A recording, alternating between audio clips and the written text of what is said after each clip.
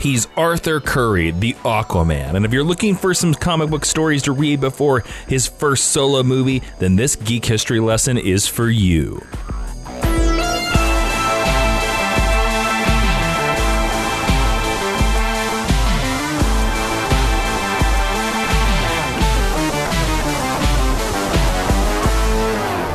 Hello and welcome to Geek History Lesson. I am Jason, the water is wet Inman. I'm Ashley Victoria Robinson. Welcome to your Mind University, because you have stumbled onto the podcast where we take one character, construct, or mer person from popular culture and teach you, well, it's not wrong, everything you need to know about them in about an hour. And today we are talking about the broiest mer person I have ever seen, Aquaman. My man! My man! Yes. Yeah.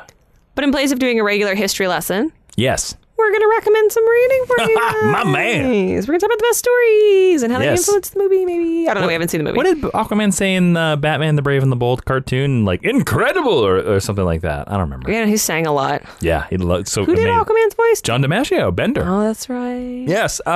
So, yeah, instead of going down into the depths of a regular Aquaman lesson, we decided to give you some comic books that you could read before you see the Aquaman movie, because at the time of this recording, we have not seen the Aquaman movie. True. We will not be talking about any Aquaman movie spoilers or anything like that, but we may be talking about some Aquaman spoilers if you visit our Patreon over at patreon.com/Jawiin, Jawiin, because Ashley, we do extra podcasts over there that support the regular podcast, the free to you podcast here. What is this week's Geek History Lesson Extra going to be about? In this week's GHL Extra, you and I are going to be pitching the Aquaman trilogy of films, which is something that we first did with Wonder Woman. We are not going to expound too much on the new movie that's coming out. Well, because we haven't seen it. Exactly. But we're going to talk about probably based on what we're putting on our list today, what we would like to see carried on, exciting ways that it could be implemented in the larger universe, how the DCEU could change, and such and so on and words. Yeah, it's going to be a lot of fun. So if you like any of our storytelling, you like Jupiter Jet, you like science, you like any of the stuff like that, that's going to be a fun lesson to hear our story thoughts about where DC should take the Aquaman movie universe. So patreon.com/Jawiin. We do that podcast every single week. You can only hear it on Patreon. Ashley, real quick before we dive, a lot of Aqua jokes in this episode, before our tridents are pointed at our list, was this a hard list for you? Was this an easy list for you? How was it coming up with the best Aquaman stories? Because again, this list is our favorites, not the objective best. Yes, although I will contend that my number one is the objective best Aquaman story. I say the same thing about my number one. I suspect you and I might have the same. We'll see. Number one. We'll see. It was difficult because I've not read as much Aquaman as I have, say, your Batman types. But the cool thing about it was I did get to do some more reading, and I discovered that there are more good Aquaman stories than just the one that I thought there was. Okay. Alrighty then. So which is the great thing about doing this podcast, and it's the great thing about talking to our amazing supporters here on Patreon, in our Facebook group, stuff like that, is getting to learn something. Yes. So I think it was a 3 out of 5 on the difficulty scale. Okay, cool. Well, as we know, the Aquaman movie is going to be hitting theaters December 21st. And before we head down to the depths and start fathoming what could be our 5 favorite Aquaman stories, the ones that you should read, we have to introduce one of our sponsors. And here to do that is a special guest, Gilbert Gryffindor. Hello, Gilbert Gryffindor here. I'm here to tell you about Robinhood. Robinhood is an investing app that lets you buy and sell stocks, ETFs, options, and cryptos, all commission free. They strive to make Muggle financial services work for everyone, not just the wealthy, or not just the 4 founding members of Hogwarts. They are like a vigilante for your wallet. They are easy to understand charts and market data. Place a trade in just 4 taps on your smartphone. Robinhood web platform also lets you view stock collections, like the 100 most popular sections like entertainment, social media, and curated categories like a personal favorite of mine, the female CEOs. So discover new stocks and track favorite companies with personalized news feed and more. And Robinhood is giving listeners of my voice right now on this strange muggle contraption called the podcast. You get a free stock like Apple, Fold, or Sprint to help build your portfolio. Sign up at geekhistory.robinhood.com. That's geekhistory.robinhood.com. Okay. Is that all I have to do? Is that it? Yeah. Do you need any more? All right, let myself out. Okay. Bye now. Chin chin. This is really incredible that we could have a guest like Gilbert Gryffindor. I mean, the fact that forward through the annals of time and read our ad copy. Somebody that was the brother of Godric Gryffindor disgraced our presence. So you're welcome, and I bet you didn't expect that at an Aquaman lesson. Ashley, let's jump into the Marianas Trench of Aquaman stories, and let's do this. Okay. What is your number 5 best Aquaman story? My number 5 is a little Silver Age joint because I like to, for these lists, include things that I didn't just read because they were published when I was alive. And through some interesting research, this is actually a very impactful issue. The story is called Dark Destiny, Deadly Dream, which I bet you didn't think was going to be the title of an Aquaman story. Okay. So a little bit of comic book history. Here's our caveat before we start out. The original Aquaman title was published and then it was canceled. So he got shunted off into Adventure Comics. And then this is the first Aquaman standalone Adventure Comics story. And this story was so popular that DC brought back an ongoing Aquaman title after the events of this comic. And I'm going to go into it in a second, but you'll see if you're familiar with Aquaman, even just from the cartoon, then you will know that this is a trope of Aquaman stories. So during this time, Aquaman and Mera, his wife, had a baby son who was known colloquially as Aqua Baby. I'm not kidding. That's what they called him. In this story, Black Manta kills Aqua Baby. Now, given the fact that this issue dropped smack dab during the Silver Age, this was the darkest, scariest thing that had ever happened to Aquaman or most of the Justice League, if we're going to be completely honest. And the death of a tiny aqua human was the point of conflict between Arthur and Mera for decades to come. It's often one of the sore spots in their marriage, and it's one of the things that will break them apart, and then they'll rally back around. In fact, it's still referenced in modern comics, and this plot point has been included in reboots in the decades since 1977 when it was first told. And the Justice League cartoon. Exactly. Since many of the Aquaman stories I'm going to reference in the rest of this list are about making Arthur scarier and scarier or more intense or directly deal with this plot, I thought it was important to mention this storyline because it was, in my opinion and in my research, other than the origin, the first major shift in Aquaman's character towards who we think of as the modern king of Atlantis. So that is Dark Destiny, Deadly Dream. So Jason, what is your number 5? Well, I'm lucky that you didn't, splash the water all around when you were talking about your story because my number 5 is also your number 5. Stop it! Is exactly your number 5. I was calling it Death of a Prince. Is what was the moniker that I gave it. But the actual issues are, Adventure Comics number 435 to 437. There you go. 441 to 455. And then Aquaman Volume 1, 57 to 63. It was written by Paul Levitz, David Michelin, Jim Aparo, Mike Grell, Don Newton. It is probably the most infamous Aquaman story of all time. When you ask people about Aquaman, I think they all kind of know that Black Manta kills Aqua Baby. I think also Aqua Baby has had several names depending on the continuity. Depending on what version it is. So I just call them Aqua Baby. But to me, the thing about that is that this story happened in 1977. Mm-hmm. And for 1977, killing a child. And this is Aquaman still wearing an orange shirt, still wearing his green pants with his little fin on the back of his legs. Still being super blonde. This is his very innocent Aquaman time. And the fact that they decided, let's let Aquaman's most infamous villain kill his baby child. Mm-hmm. That's a good idea, guys. Well, I mean, I think it is a good idea because everybody knows this. Again, when Aquaman is introduced in Justice League, they let this storyline happen in the Justice League cartoon, I mean. And this storyline is felt for the next 20 years. It's felt all the way into the 90s. I would say it's even felt now in the current Aquaman run.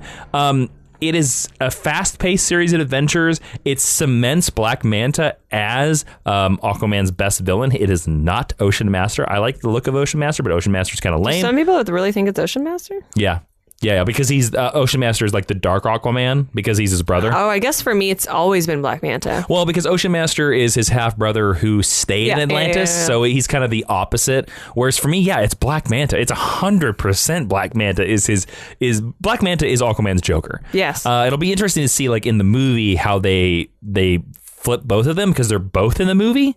So it'll be interesting like that. Well, but I'm gonna make a guess because Jeff Johns loves Black Manta that it's gonna be Black Manta. Well, the other interesting thing about this is that this is sort of, I think, layering in the future retcon that happens is later down the line. There is a Jeff Johns retcon where Aquaman kills Black Manta's father, and it sort of retcons it that this death is sort of revenge for that. I don't mind that idea. I don't either. I really think, and part of it probably is trying to shrug off that Super Friends persona, just like Robin is eternally trying to shake off that Burt Ward persona. I think the best Aquaman stories are the ones that get a little dark. Yeah. I also think that might be informed... Because it's dark under the sea. That might be informed by the fact under the sea. We know jack nothing about the deep ocean, and a human or a humanoid that could exist down there, that's a scary idea. Well, you have to think about like how, and that's something I think that was done very well in some of the Peter David stuff, is the idea that if this human, because he is human, can withstand the intense pressures of the Marianas Trench, the deepest place on the earth, he would be nigh invulnerable. Yeah. It's like when, because we just talked about Spider-Man, it's like when Spider-Man writers give him proportional strength of a spider. It's like, you would be so strong. Yeah. Spider-Man can lift a car over his head. Yeah. You know, it's insane. But yeah, I'm glad. It's interesting. We both picked the same number 5. I'm very curious to see. Oh boy, if our lists follow the same pattern. If this happens, this will be the first list. I doubt you've picked my number 2 though. I doubt you've picked my number 4 because I think you're going to call my number 4 a cheat. Okay. All right. What is your number 4? Ashley? My number 4 isn't a comic book. It's 2 episodes of a TV show. Justice League, Season 1, Episode 6 and 7, Enemy Below. Is the episode that copies Death of a Prince? This is the introduction of Aquaman. You basically put Death of a Prince on this list twice? I think I'll let you go. Sorry. I think the death of Aqua Prince happens like 3 out of the 5 stories. It's like one of the best things about him. All right, yeah. But the reason I wanted to include this is because I think this is the easiest introduction you will ever get to Aquaman. You're actually making me want to watch this episode. I think it's 2 episodes. I think it's the most digestible introduction to Arthur Curry. This was the first place also that I ever met Aquaman, so I might be a little biased. Not Mercy Reef? If you want to listen to Canceled Cast, Jason and I actually reviewed that whole episode with Terrible Green Arrow. I think calling it an episode is quite generous. Well, Ving Rhames is in it. Yeah. I think it does also a good job of portraying Atlantis as a truly alien world that could pose a threat to the surface world. For me, this was the first time that I saw a comparison drawn between the Atlanteans and the Amazons, which is something that I really like and a detail that I always would like to see. I don't think it's exploited enough because we have a really good sense of the Amazons, their war culture. We don't have as clear an idea of that as we do with the Atlanteans, but I think because this was a TV show for children, and we'd already had Diana's origin, we just had a version of that sort of retold here. You know what storyline really does make that comparison quite a bit? Justice League War? No, one of your favorites, Flashpoint. Oh, yeah. Go listen to our Flashpoint episode. Listen to me break Sam Basher's heart on it. Fun fact, though, the Navy ship that first discovers Arthur in the opening act of episode 6 is called the Defiant, which I like to think is a fun Easter egg for Deep Space Nine fans, but it's definitely not. It's just... Well, I'm gonna tell you a little bit. So this 2-part episode that you're talking about, this version of Aquaman actually first appeared in Superman the Animated Series. Yes, it did. But this is his introduction in the Justice League. Now, in this episode as well, he gets his harpoon hand. Yeah, so which is controversial among Aquaman fans. It also, which again blows my mind because it's the best thing about Aquaman. This also does a good job at establishing the conflict between Aquaman and Orm, as he is called here. Ocean Master. It does the death of Aqua Baby. It turns out if you're the progeny of Arthur and Mera, you're probably going to get killed by their enemies. I think he saves him in the cartoon, though. I think they don't let the kid actually die. They don't let him, but if you have read the Silver Age story that we both just talked about, it is almost... You get the introduction where you get the humans discovering Atlantis and what is this and it's creepy, and then him dealing with the Justice League and then thinking about him bringing on, and then you get basically beat for beat the story of the death of Aqua Baby, except he sort of gets caught mid-throw to his death in the end instead of actually getting quashed. Because again, this is a story for children. Yeah. What I like too about the updating of this version is it distills a lot of the tropes, plot lines from Aquaman into digestible representations. It's also where we get to see Arthur and Mera working more as equals instead of her as an accessory or as a damsel. She's not a very prominent part of the Justice League animated series, but in these episodes, she's really good. And I think Mera is best when she can stand equal to Arthur, and I like the way that it's done here, because up to this point, I think her best thing is bombshells. So she's great in Blackest Night. I've not read Blackest Night because it has zombies in it. She becomes a Red Lantern. It's got zombies in it. Does her hair get really bright red like Ariel? Basically. That's cool. Yeah. So there you go. Justice League Season 1, Episode 6 and 7, Enemy Below, because I think it is the most straightforward, digestible version of the origin that we've had to date. How about you? What is your number 4? Well, Ashley, my number 4 is not the animated Justice League episode, so our lists are wrong. Thank you very much. Good. My number 4 is a storyline that I think the movie is going to take quite a bit from, and that is Aquaman Volume 7, Number 1, The Trench. Oh, that's higher on my list. This is the Jeff Johns and Ivan Reis. Isn't it Yvonne Reyes? It's Yvonne... Something Reyes? like that. I forget. I'm sorry to Yvonne. You're deeply talented and we love you. Yes.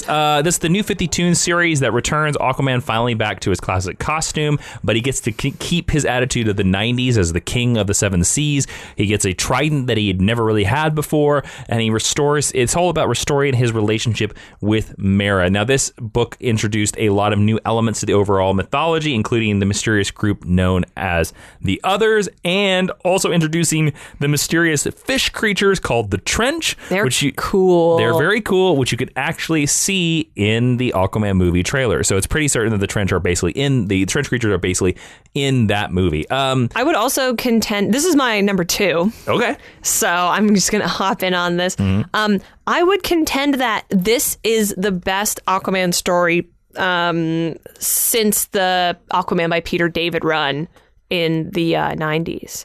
I disagree.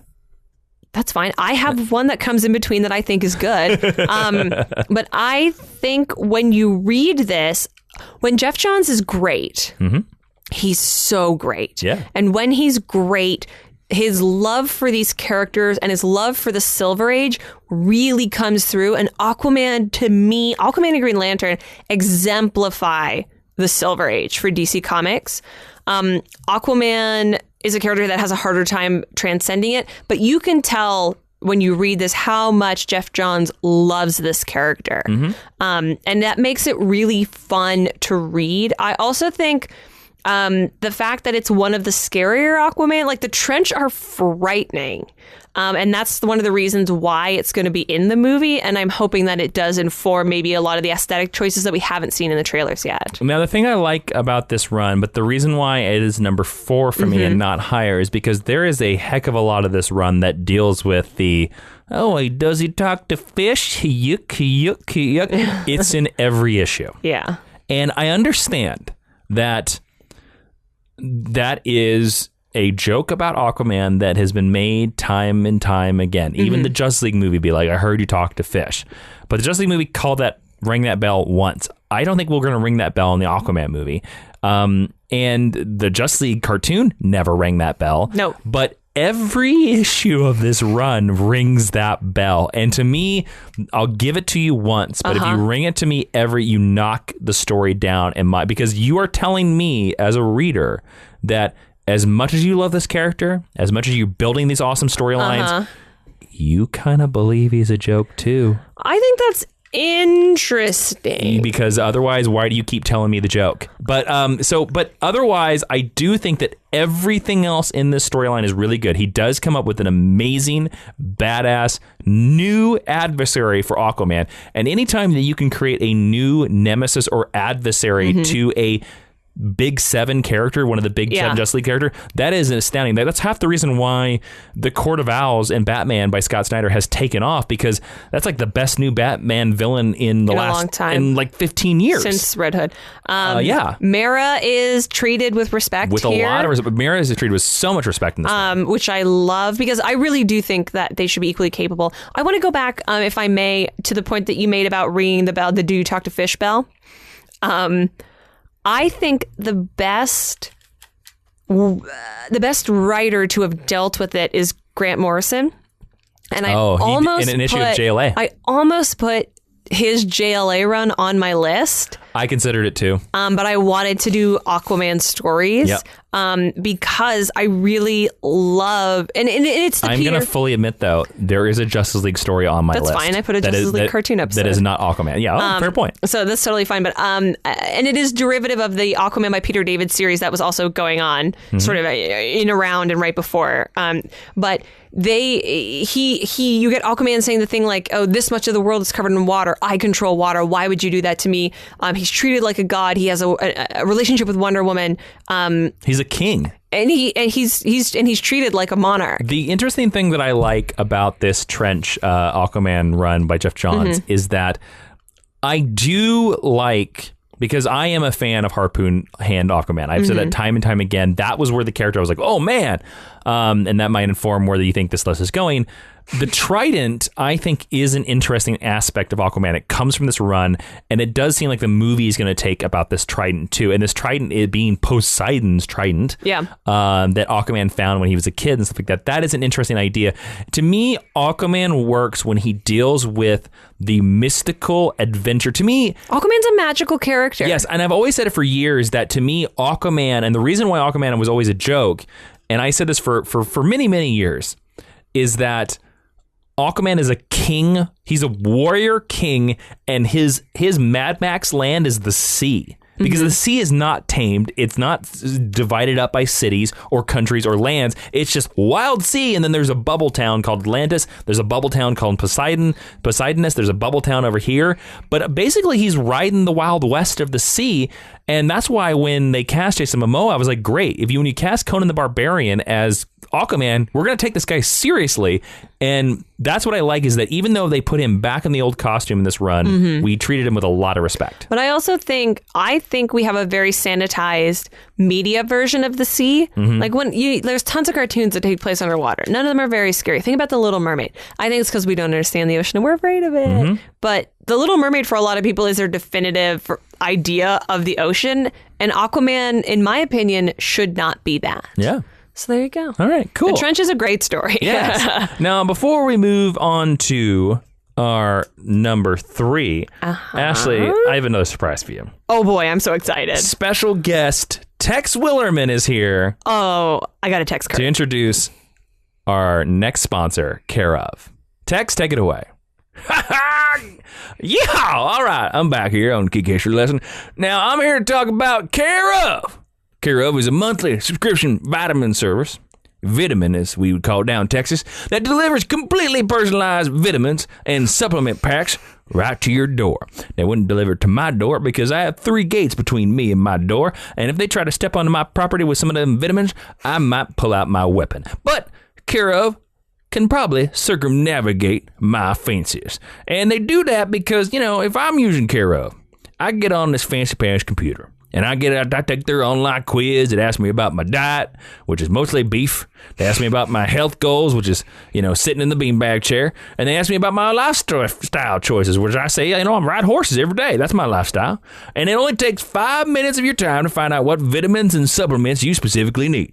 Now, 90% of people fall short of the FDA recommended guidelines for at least one vitamin or nutrient. That's correct. They don't take enough of the vitamins, so Care of is here to give you a quiz and get you the vitamins you need to get you back on track and reach your health goals. My health goals basically are, can I ride the horse? If the answer is yes, then my health is good. But maybe if I took more vitamins, I could ride more horses. You know what I'm saying? You get it. That's a Tex Willman way. All right, you can get your vitamins delivered straight to your door in a personalized, easy to remember daily pack. Perfect for your busy on the go lifestyle, especially if you live like Tex. And your monthly subscription box can be easily modified at any time. So for 25% off, 25% off, that's a good deal. For your first month of personalized Care of vitamins, visit takecareof.com and enter the promo code Geek History. That's takecareof.com and enter Geek History. Yeah, all right. I might actually do this. I might actually get some of these vitamins and get better to ride my horses and stuff like that. All right. Carry on, partners. Carry on.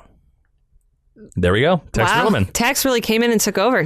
He did. He's that type of guy. Ashley, let's go into our number threes. Yes. What's your number three? My number three is American Title by Will Pfeiffer and Patrick Gleason, colloquially known as Sub Diego.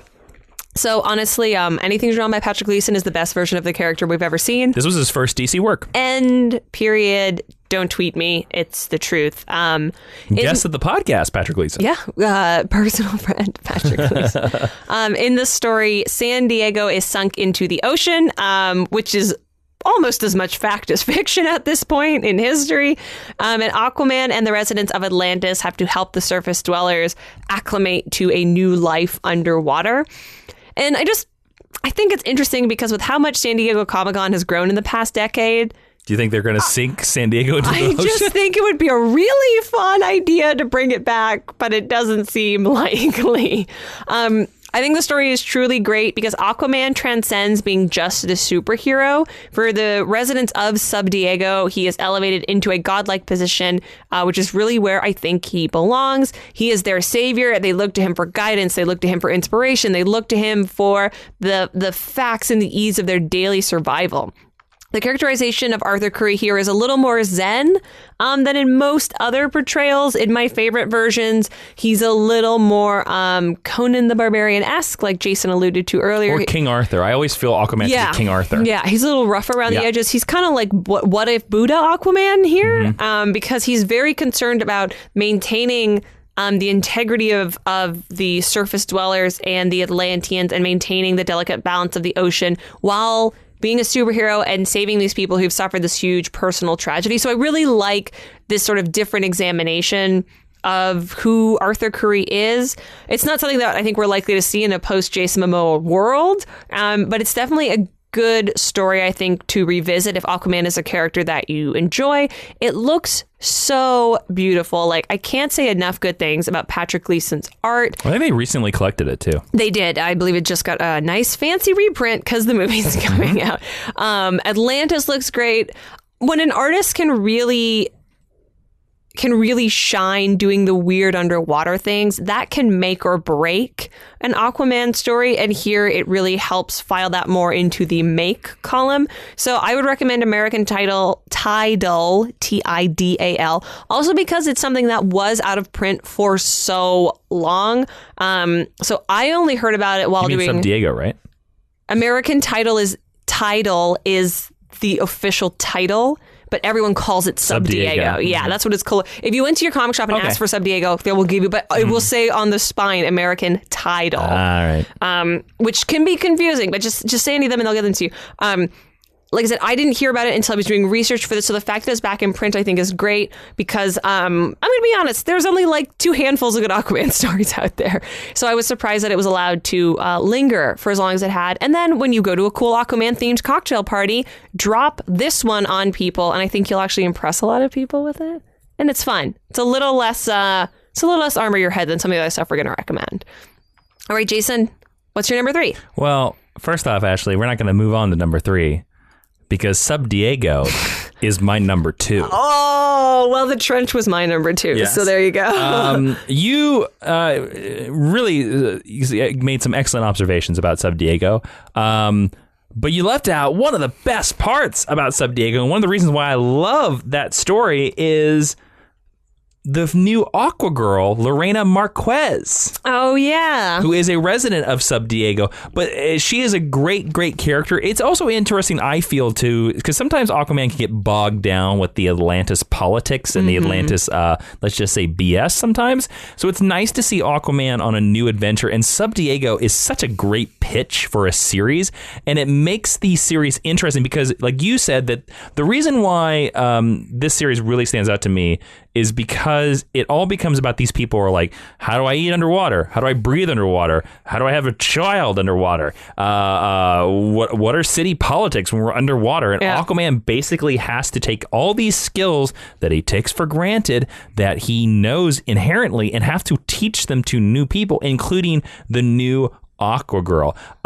It's really, really interesting, and it makes, actually, weirdly, I think Sub Diego feels more real than any other time I've seen Atlantis, because anytime you see Atlantis in Aquaman comic books, it's just it's fantasy. Well, it's a dome over a city and people have rooms like a city, and there's like, no, like, wouldn't your bed be on the ceiling, or like others? Like you wouldn't be stuck to the floor. Like you're floating. You're floating. Things are different. Think about it that way. People are buoyant. We have lungs. We're designed to float. Yeah, people are buoyant. We're gonna go up and down and all this other stuff like that. So like to have doors and like doors that are only on the side of the rooms and stuff like that. And Sub Diego really felt like a real place because it was people being like, oh, I can't live like that normal person anymore. Again, Patrick Gleason kills that art.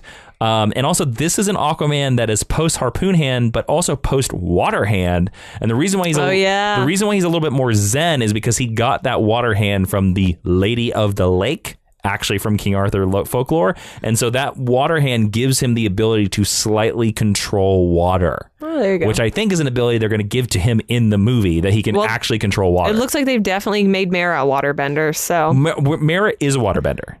Even in the comic book, she's a waterbender. Oh, is she? Yes, because she comes from a different... that's right, yeah. She's not from our dimension. She's from like a different other water dimension. Ignore it. It's dumb. But in her dimension, undersea people can control water, and Arthur Curry can't. I just don't understand why that's not something that all the Atlanteans can do, and then I get mixed up about who can't. Like Calder can. Yeah. And he can, but then sometimes he can only do it with the sticks. I've always felt that Aquaman should be the one to do it because he is the special prophecy child of Atlantis. To me, I would also give you the argument that, I know we're derailing a little bit, I would also understand the argument that Arthur's the only one who can't because he's half surface dweller. I feel like you should make that unique ability to one person, not all. Is where I would argue it. But that's why, like, with the trident, he's able to do it. And also with the water hand, he was able to do it as well. Also, sometimes his trident has 4 prongs, and I know that has a different name, but I don't know what it is. It's a quattro trident. A quadrant. Okay. I'm sure someone will But yeah, Sub Diego is a great arc. They just recently reprinted it. It is definitely worthy to be on your shelf of a great Aquaman story. And it should be in our recommended reading since it's my number 2. Well, everything we recommend is going to be in our recommended reading this week. Cool. You can just get them all. Yep. Every time we do books, we put all of them in there. Oh, cool. I did not know that. Yep. All right. So you want to learn what my actual number 3 is? Yeah, I would. My actual number 3 is a storyline that I have brought up into several lists. And I bring it up anytime we talk about a list. One of these characters are on our list. This story always makes it into the list because this is the best representation of some of these characters. And if you haven't bought it by now, dear God, buy it because it is in a super awesome deluxe hardcover version. I am talking about JLA Year 1. Almost made it onto my list. The 12-issue miniseries released in 1998 that retells the first year of the Justice League of America. Of course, I'm talking about the Green Lantern, the Flash, Martian Manhunter, Aquaman, and Black Canary team. This is written by Mark Waid, who was co-written by Brian Augustyn, and Barry Kitson did the did the story. Basically, it is about this team coming together, naming the Justice League, learning how to work together, and the script does it a great thing because it doesn't try to update Silver Age concepts. Instead, it just like revels in them. One of their main villain is a monster stealing body parts from different League members. Yeah. Cool. There's the source of the Justice League's funds from a mystery man that remains anonymous. Who cares? Let's not forget that out. And then like, oh, how do we announce our team name? Let's have a press conference. Yay! The Justice League does have a lot of press conferences. Yeah, and I think they were going to call themselves like the Justice Society, and then they changed their name at the last minute. Anyways, but Aquaman gets some amazing character moments in this because this is an Aquaman who has first encountered the surface. One, he mumbles because I love that. Sound travels further in water. So everyone on the surface is like, can you speak up? And he gets so frustrated by this. Also, there's a lot of points where there's several scenes where cops try to make him do stuff and he refuses. And they're all like, what are you doing, buddy? Are you trying to be a criminal? And he's like, no, I'm trying not to be a surface dweller. Yeah. You know, he doesn't respect any laws or stuff like that. And to be honest with you, it was one of the first storylines that made me actually consider that Aquaman was different. And Aquaman was not a human kind of guy. Like he has this whole different culture, this whole different attitude, this whole different power set.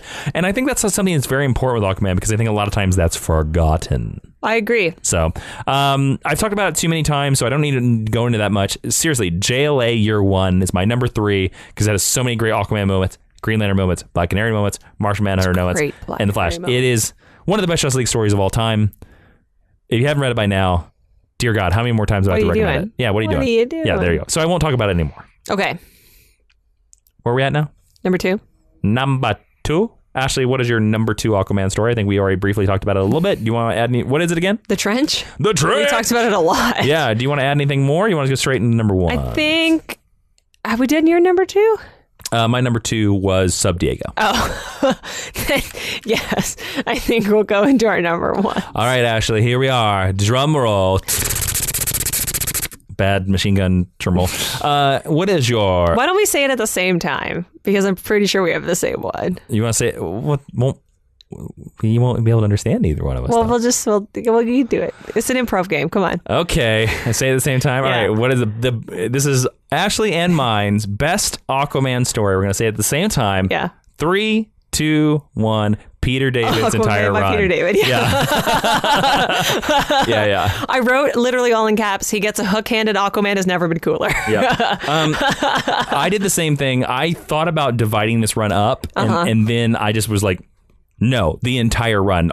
Issue 0. I mean, I'd pick Time and Tide as my favorite. Issues 0 to 45, the entire run. Also, they've... Aquaman Volume 5. Kind of like Sub Diego, they are finally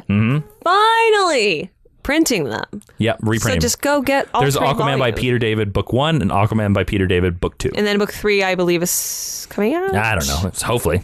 We need to buy them all, everybody, if you want them to be collected. So, Ashley, why Peter David? I think I've talked about the Peter David, a little bit Aquaman run on this podcast quite a bit. This is the run where he loses his hand, he gets a harpoon hand, he gets long hair, he gets a beard for the first time. Because it's Shakespearean. And also, you can look at this and you can see that this is where the Jason Momoa Aquaman came from. Absolutely. It's Shakespearean. Talk about it. What do you mean? Well...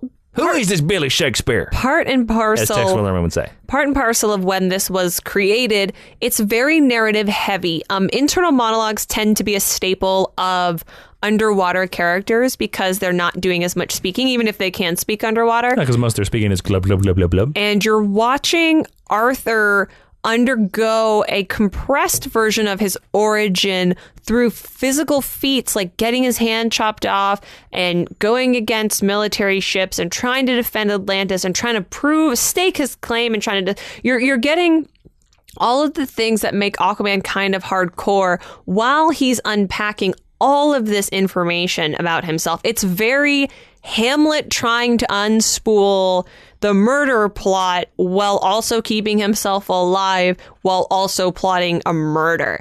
And it's the prose just the words on the page are so well written. They're so smart. This is the first time I ever thought Aquaman was smart or interesting. And if he is a king, if he's trained in warfare, if he's a great warrior, if he's a great orator, if he's someone we're supposed to want to follow, he should be smart and he should be dynamic. And this is the first time that this happens. And this was the first time that I encountered an Aquaman story where I understood why he deserved to be a member of the Justice League. He felt like a titan who could stand toe to toe with Diana and with Bruce and with Clark. And then to like the fact that your sort of denouement is to cut his hand off.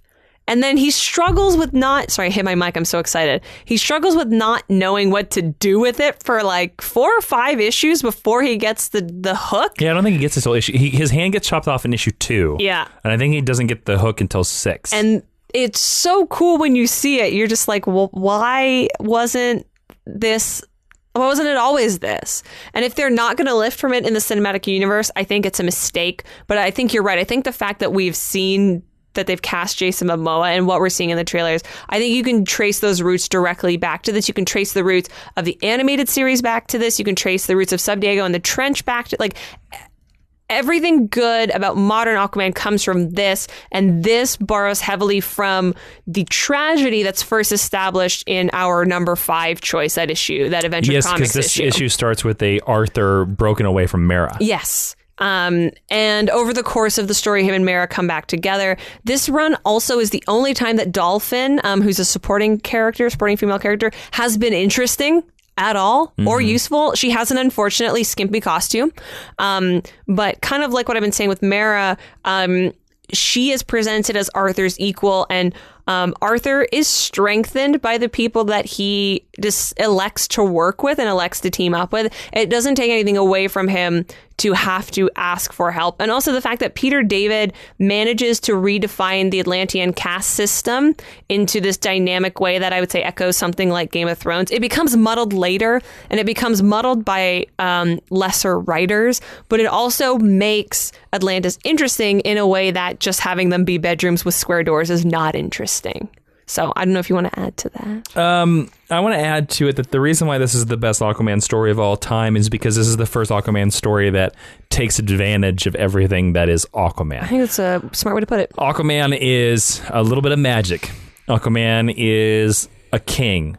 Aquaman is a superhero.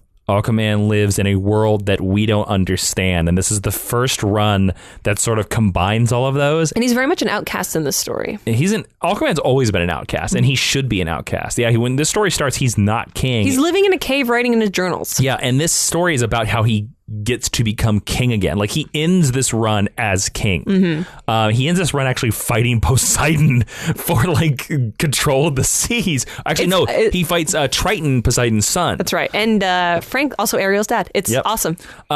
So this is about an Aquaman that feels like he is an outsider from the sea, outsider from the world, and it's him over the course of 40 issues. It's only 46 issues. That's crazy to think about that. It feels long. Like, it feels more epic. It feels like it feels like a 100-issue run. Like, it feels like Claremont's run on the X-Men. Like, you're just like, oh man, this run went on forever. But in 46 issues, like, Peter David made Arthur solid. And it's one of those ideas too where this is the only run I've ever felt where Aquaman acts like a king. Now, also Aquaman in this run, and when he gets his harpoon hand, which I love, he says this quote, which I wrote down. He says, when they asked like why he did this, he said, "So the sea creatures know I'm of the surface, and the surface men know that the sea can turn their weapons against them." Dun, dun, dun. This Aquaman is almost an eco-terrorist. I think that's very interesting. And so when you think about the idea of the 90s and where we were in the 90s, and environmental concerns were coming up, and that's the first time we heard about climate change and like, oh, we're killing the whales and we're poisoning the ocean. When you have a character that lives in the ocean, that makes sense that he would confront that. When he is the king of the ocean, of the 7 seas, he would protect everyone under his thing. So yeah, this is the first time that I saw Aquaman tell Superman sometimes to screw off. Yeah. because that wouldn't benefit the ocean and certain stuff like that. So, and again, this is the run that created the Aquaman that, him and Wonder Woman become friends because Wonder Woman's a princess and he's a king. They sort of understand each other. In a way that none of the other characters can. Yeah, and they understand that they have a different responsibility because when you look at the Justice League, they're mostly free agents. I mean, yeah. Superman... Batman, certainly. Superman and Batman are free agents. Flash is a free agent. Green Arrow. Green Arrow's a free agent. So you have Green Lantern, Wonder Woman, and Aquaman have different responsibilities. And Green Lantern is a soldier, and the other two are royalty. But yeah, this is like it's the first time that you're like, man, Aquaman's a magical character. So yeah, he would be fighting the Greek gods. And also this is the run that this run starts off where Peter David does the Atlantis Chronicles, where you get the entire history of Atlantis. And a great title, by the way. Oh, it's such a good read too. And it's the idea that it introduces a revelation that you find out later that Aquaman's real father is not Arthur Curry. He becomes a son of a magician. He's a son of, I think, Arion, or like a weird Atlantean wizard. Yeah. But it's funny because, and I don't know how much they'll do this in the movie or not, but there was always that myth of Aquaman that he's like the only Atlantean with blonde hair. Yeah. And because of that, it was like this epic prophecy. Well, they're not going to do that in the movie. Yes. But I still think they could probably do that in the movie, that he's the, half-breed, that he's the only Atlantean that's half-breed or something like that. Or they'll do it the color of his eyes. Again, I haven't seen any of the recent trailers, so if this pops in the trailers... It doesn't. Cool, I don't know. So... To me, Aquaman should be special because he needs to be this child of two worlds. And the idea is that this might be a bad example. Maybe this is a great example because they both wear yellow and they have long hair and beards. Aquaman is to the DC universe what Worf is to Star Trek. They are children of two worlds constantly grappling with either side, and one of those sides is about peace and the other side is about war. And it is that those characters don't become interesting until they lean towards their natural side, which is war. And that's why this series is so great for Aquaman, because he embraces Atlantis in this series and makes it work for him. This is the end. Now, this run is sort of continued with Dan Jurgens. Dan Jurgens follows it up with like 20 issues. And then I think Eric Larson follows it up after that. I think so. Their runs are okay, but it's mainly because they're dealing with the elements from this run. Established here, yeah. I look at Aquaman's harpoon hand as his Excalibur. And I disliked it when he got a golden hand later on. Yeah. I would have been fine if the harpoon hand turned into the hand, and then because I could understand that like you can't have a harpoon hand all the time. Well, how are you going to sleep? But like that design to me, that Jim Calafiore design is so amazing. The covers are unreal. They're so good, and I'm so glad they're collecting it again.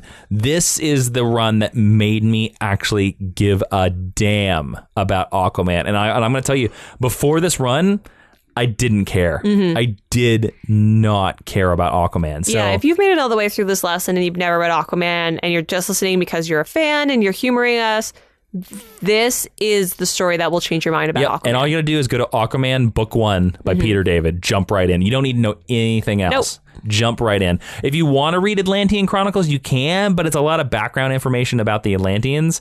All you need to know is that Aquaman was a superhero that swims underwater, used to be king, and sometimes fights with the Justice League. Go. Yeah. That's it. That's all you need. And you jump right in. And I think you're in for a wild ride. I think you're in for a fun ride. And I think you're going to see a lot of Jason Momoa, Aquaman, in that book. And we talked about last week how certain characters put a pin right in the middle of the characters, and that character's forever changed. This is the pin for Aquaman. Absolutely. It's this run. And I think there's a reason why nobody has beat this run in 20 years. I mean, this is his Dark Knight Rises. 25 years. This is his Long Halloween. This is the definitive Aquaman. Oh man, there could be a really great Dark Knight Returns for Aquaman. The end Aquaman story. Real crunchy old man Aquaman. Oh man. Ooh. I'm gonna give you one sentence, Ashley. Think about this, okay? We're in a world where the oceans are rising. Aquaman takes over sections of the United States because they're underwater. He annexes them, yeah. He annexes them. They're now part of Atlantis. That's the final Aquaman story. That'd be great. Yeah. You just open up on the shot of like a a cliffside and just like a whole city like cracks off and falls into the ocean. Aquaman, king of the world. Love it. Yeah. DC can hire us at any time. There you go. Cool. All right. I'm pretty pleased by that. Yeah. That's a fun list. This is really great. And now before we move into the recommended reading, Ashley, we have a third special guest. You are spoiling me today. I know. So many special guests. I felt like with the sea opening up, under the sea, there's so many who's-its and what's-its and gizmos that explore you to a whole new worord. Thingamabobs, that's Aladdin, but that's okay. We have a third guest. He's very similar to Aquaman and Peter David's run, that he likes to play around with a little bit of the magic. Ooh, Ashley, the dark magic. Please welcome Dr. Strange. Oh boy. Hello, Geek History Lesson listeners. I'm here to talk about a mattress, the Lisa mattress. Lisa mattresses are the products of 30 years of experience and hundreds of hours of rigorous product testing. Designed for body contouring and pressure relief, the Lisa mattress is perfect for all sleepers. Now, you can shop conveniently online with free shipping, and you get to try a Lisa mattress for 100 nights in your home for free. Now, there's not many things you can try for 100 nights for free in your home. You can try the Boggart creature from Harry Potter universe for 100 nights for free in your home. I don't recommend it, but you can. You can also try a Lisa mattress. Now, right now, you can get $160 off the Lisa mattress at lisa.com/geekhistory and enter the promo code GEEKHISTORY at checkout. Lisa mattress is loved by more than 300,000 happy sleepers and also 500,000 unhappy sleepers in the dark dimension. So go to lisa.com, that's LEESA.com/geekhistory and enter the promo code GEEKHISTORY. Thank you so much for Lisa for sponsoring the Geek History Lesson show and also future sponsoring next week's Doctor Strange show. Spoilers! Spoilers indeed. Doctor Strange out! Man, I hate it when guests come on and spoil stuff for next week. Yep, little sneak peek. If you listen to that ad, you know what's going to happen next week. If you didn't listen to that ad, then screw you. Or if you're a patron, then you've known for weeks because we release all of our episode titles early there. All right, Ashley, let's go into the recommended reading. Let's do it. Like I said, for the list, especially when it's just Jason and I making recommended lists, I will put all of our recommendations over at geekhistorylesson.com/recommended reading. Go there. We have every single thing we've ever recommended back to the beginning of this show. If you're ever looking for, we have 230 episodes, 236 now? Something like that. Yeah, we're Numbers there. are hard. If you're looking for a character, especially towards the holiday season, you're like, my brother likes X character, my brother likes this character. I guarantee you're probably in 200 episodes going to find that we have made a recommendation towards that character. If you go there, geekhistorylesson.com/recommended reading, or just go to geekhistorylesson.com and click on the tab that says recommended reading. It's pretty simple, guys. Every episode is listed there. Click on the widget, go to Amazon. The book comes right to your home, and a little percentage of your purchase comes back to support the Mind University. So all our Aquaman choices will be there. I think there's one you definitely need to buy. Absolutely. And that's the Aquaman by Peter David, book 1. But actually, I hope you put book 2 on there as well. But I probably will, because it'll be a nice uniform row that way. There you go.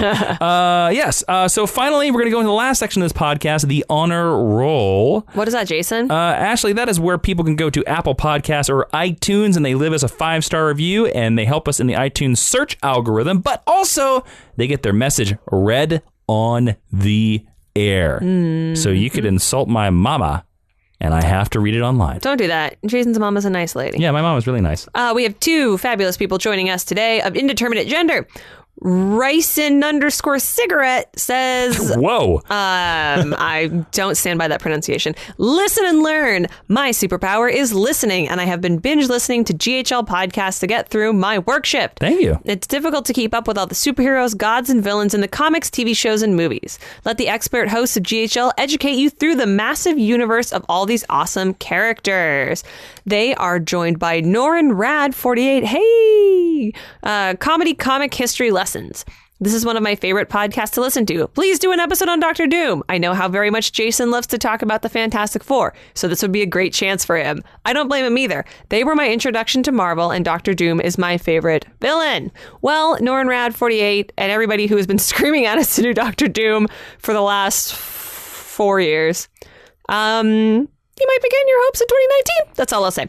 Thank you. I would say your odds in 2019 are pretty strong for a Doctor Doom episode. So welcome NornRad48. Welcome Ryson_Cigarette to the Teacher's Lounge. Jason, tell them what they can get when they're in there. Well, when you come into the teacher's round, because you're now on the honor roll, so you can come into the Teacher's Lounge, you can bother all the teachers, you can kick them right in the face, and they can't do anything about it because you got good grades. You can check out Mr. Momoa's prize snickerdoodles. Now, Jason, what does Mr. Momoa teach? Surfing. Not axe throwing? No, surfing. Okay. Because he's goddamn Aquaman. My man. That's right. All right. Thank you so much for the support. Don't forget, you can download, subscribe, and listen to this podcast everywhere you can hear podcasts, including iTunes, Spotify, SoundCloud, Stitcher. Basically, if it lets you listen to a podcast, we're there, my friends. You can also suggest future lessons like Ocean Master, like Doctor Doom, like Dolphin. Like, we have requests for Dolphin. Oh my God, like, really? Ask us to rank our top 5 Aquaman sidekicks. Oh, dear Lord. No, spoiler alert, it's all going to be Calderon. Number 1, Tempest. Tempest is cool. Number 1 is Garth. I'm sorry. Garth grows up to be pretty There's cool. the list. Ashley, where can they do that? You can do that at geekhistorylesson.com, facebook.com/geekhistorylesson, or on Twitter at GHL Podcast. Please, there's a bunch of ways to contact us in all those places.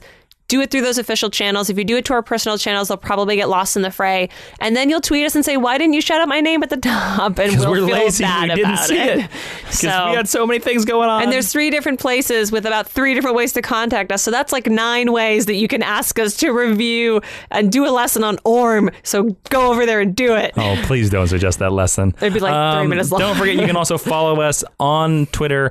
I'm at Jawiin, Jawiin, and Ashley is at Ashley V. Robinson. Really quickly before we close out the podcast, the last thing, hashtag stick around. Heck yeah. If you like these sections on the end of the episodes, throw that out on Twitter. Hashtag stick around. Say you like it. People do pretty regularly, which is nice. I like to hear that. Ashley, let's talk about this. Okay. We got an Aquaman movie coming up. Yeah. Okay. We may get an Aquaman 2. We may get an Aquaman 3. Yeah. We may get an Aquaman 4 and Aquaman 5. Yeah. Will they let Jason Momoa have a harpoon hand? Now, I'm going to ask this, and I'm going to bring up another pop culture figure, because there's another character in pop culture who also very famously loses his hand. And Captain Hook. Nope. And it is a big part of his story arc, and it changes the entire series. I am talking about Rick Grimes in The Walking Dead as one of the most famous moments on The Walking Dead. And in 9 seasons, the AMC did not let... They're saving it for those dumbass movies that they're putting him in. Did not let, I can't remember, Andrew Lincoln lose his hand. Will they do that to Jason Momoa? If they're smart, they'll do it at the end of the first movie. And that soon. Or I think it's going to be the second movie they do it. Or I actually don't think they're going to do it. Sorry. Rather than chopping his hand off, him and his Alfred will fashion a. Is that who Volko is? Yeah. I don't know that much about. He's a Volko. wizard, sort of Alfred of Aquaman. Yeah. He's the Green Goblin. He's Volko. He's the Green Goblin. They will fashion him a prosthesis that he can put over his hand with a hook on the end. Oh, interesting. Okay. I hope so. I don't think it's going to happen. It's tough because then, like with Ash of Evil Dead fame, like, I'm loath to make this comparison, but like with Phil Coulson on Agents of S.H.I.E.L.D., then you have to figure out a way to cover it the rest of the time. Did Phil Coulson lose his hand? I only know this. This is how much I don't want to admit that I've ever watched Agents of S.H.I.E.L.D. I don't watch Agents of S.H.I.E.L.D. So. I only know this because I went on a set visit and they were shooting. So I guess Coulson lost his hand. Did they green screen they put him a green screen glove? First he had a glove for a while. I did not expect this is where the Aquaman episode was going to go. Then he got a robot hand, I think, like Luke. Like Ash. Yeah. I don't know. If you watch Agents of S.H.I.E.L.D., that's fine and you can tell us. But I know he had a fake hand for a while. All right. Cool. Yeah. All right. That is it for this episode. Thank you so much for listening to Geek History Lesson. I am Jason, the Trident is wet Inman. I am Ashley Victoria Robinson. And Professor Ashley, would you please close out this Under the Sea podcast? Well, darling, it's better down where it's wetter. Take it from me, because class is now dismissed.